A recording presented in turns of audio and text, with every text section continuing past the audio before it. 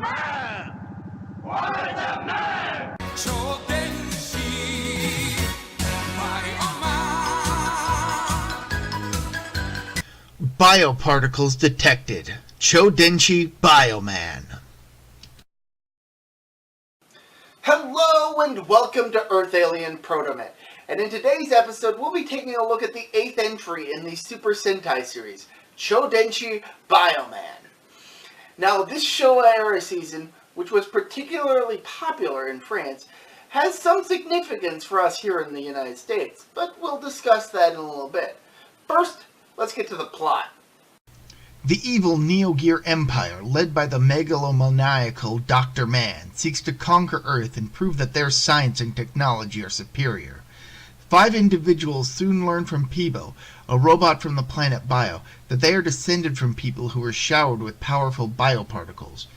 Peebo also tells them of the fate of his homeworld, which was destroyed in a war over the bioparticles. In the hopes of preventing this from happening to Earth, the 5 people band together to battle Neo Gear Empire as Choudenshi Bioman. Bioman was created as biotechnology was coming to the forefront of science.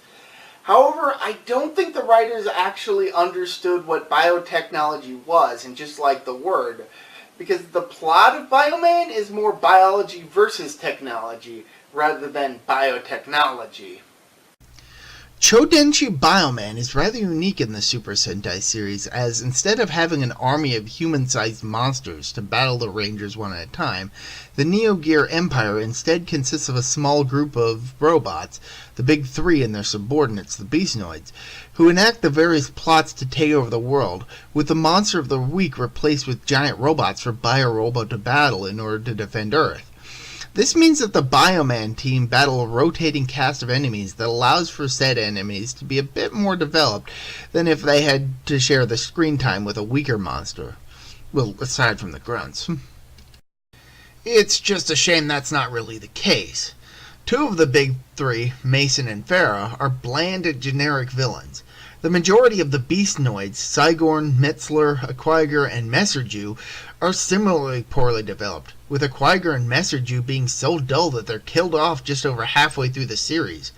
I assume the reason that Sigorn and Metzler survive is due to their admittedly cool designs.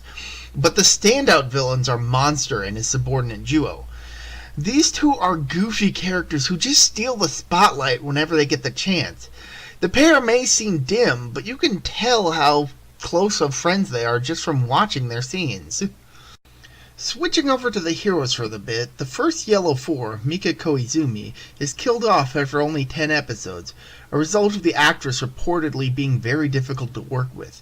She is replaced with a new character, Jun Yabuki, who is arguably a better character than Mika. But on the topic of characters, the Bioman team don't really feel that well developed. While June and Pink 5, Hikaru Katsuragi, are easy to tell apart due to their wardrobe, I have a difficult time telling Green 2, Shingo Takasugi, and Blue 3, Ryuta Nanbara, apart from each other. Heck, I even keep thinking that Shingo is blue and Ryuta is green. The only one of the Rangers to be even close to properly developed is Red 1, Shiro Go, and only because of his relationship with his estranged father. Unfortunately, I wasn't even aware that he didn't know his father until it became relevant very late in the series. The lead villain, Dr. Man, however, is pretty well developed, but I hesitate to say more about him because I don't want to spoil too much. Then there's Silva, an enemy from the planet Bio who is powered by anti-bioparticles and programmed to eliminate anything with bioparticles, including the Bioman team. He was a great way to reintroduce the concept of anti-bioparticles, which were used to kill the original Yellow 4, and turn it into a recurring villain. The Ranger's support robot, Peebo, is similarly well developed. The lone survivor of planet Bio, Peebo is desperate to prevent Earth from sharing the same fate as his homeworld.